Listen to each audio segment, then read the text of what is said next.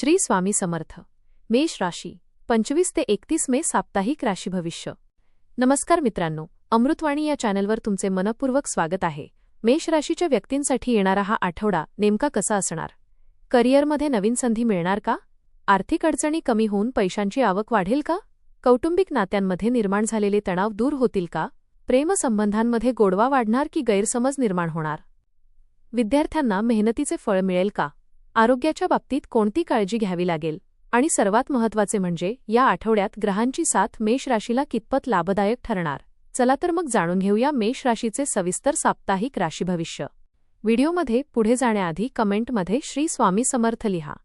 स्वामी तुमच्या सर्व इच्छा पूर्ण करतील.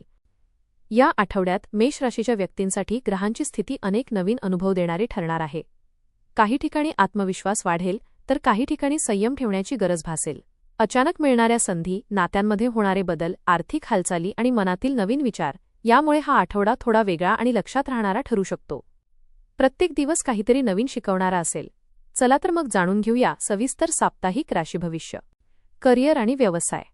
या आठवड्यात कामाच्या ठिकाणी तुमच्या कल्पनांना विशेष महत्त्व मिळू शकते.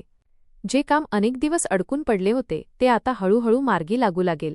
वरिष्ठ व्यक्ती तुमच्या मेहनतीकडे लक्ष देतील आणि तुमच्या जबाबदाऱ्या वाढण्याची शक्यता आहे. व्यवसाय करणाऱ्या व्यक्तींना नवीन ग्राहक मिळण्याचे संकेत आहेत. एखादी जुनी ओळख अचानक फायद्याची ठरू शकते. भागीदारीत काम करत असाल तर संवाद स्पष्ट ठेवा, कारण छोटासा गैरसमज मोठा होऊ शकतो. आठवड्याच्या शेवटी नवीन योजना किंवा नवीन कामाची सुरुवात करण्यासाठी चांगला काळ राहील. आर्थिक स्थिती. पैशांच्या बाबतीत हा आठवडा मिश्र स्वरूपाचा राहील.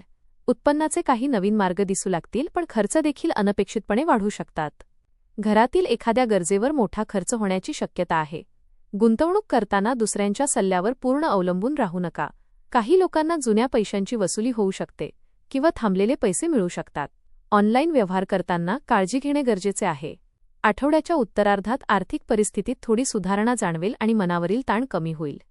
कौटुंबिक जीवन. घरातील वातावरण सुरुवातीला थोडे संवेदनशील राहू शकते. एखाद्या छोट्या विषयावरून मतभेद होण्याची शक्यता आहे, पण संयमाने बोलल्यास परिस्थिती लगेच सुधारेल. कुटुंबातील ज्येष्ठ व्यक्तींचा सल्ला या आठवड्यात तुमच्यासाठी खूप उपयोगी ठरू शकतो. काही जणांना घरात धार्मिक किंवा शुभ कार्याचे नियोजन करावे लागेल. मुलाशुक प्रगतीमुळे आनंद मिळेल. दूर राहणाऱ्या नातेवाईकांकडून चांगली बातमी मिळण्याची शक्यता आहे. घरात प्रेम आणि आपुलकी टिकवून ठेवण्यासाठी स्वतःहून पुढाकार घ्यावा लागेल. प्रेम आणि वैवाहिक जीवन. प्रेमसंबंधांमध्ये या आठवड्यात भावना अधिक तीव्र राहतील. जोडीदाराकडून अपेक्षा वाढतील आणि त्याच वेळी त्यांना तुमच्या वेळेची गरज भासेल.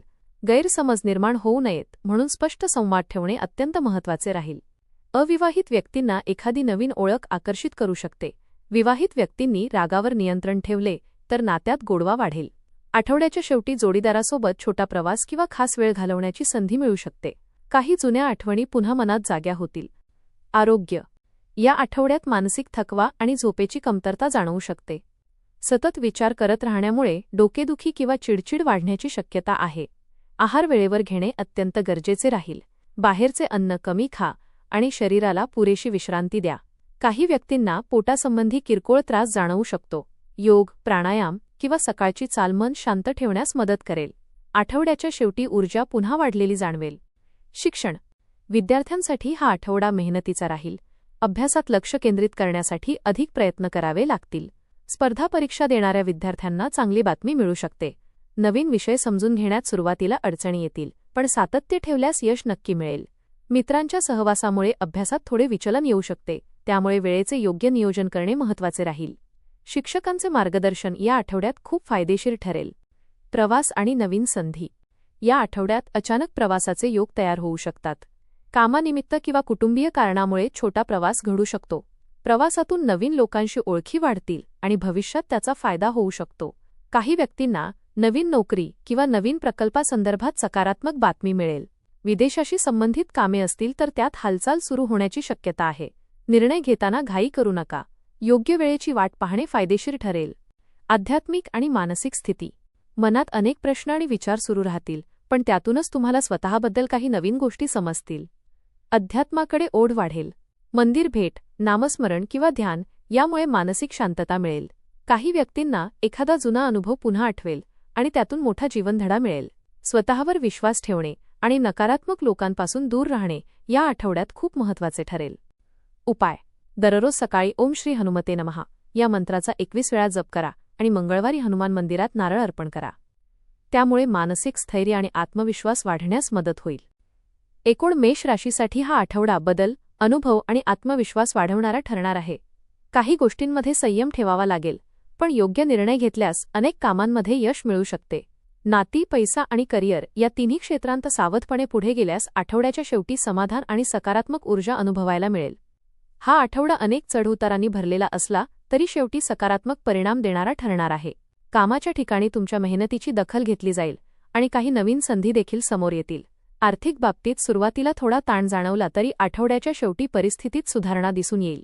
नातेसंबंधांमध्ये संयम आणि समजूतदारपणा ठेवला तर अनेक गैरसमज दूर होतील. आरोग्याकडे दुर्लक्ष न करता योग्य विश्रांती आणि मानसिक शांततेवर भर देणे गरजेचे राहील. या आठवड्यात आत्मविश्वास टिकवून योग्य निर्णय घेतल्यास अनेक अडचणी सहज पार करता येतील आणि मनात समाधानाची भावना निर्माण होईल. धन्यवाद.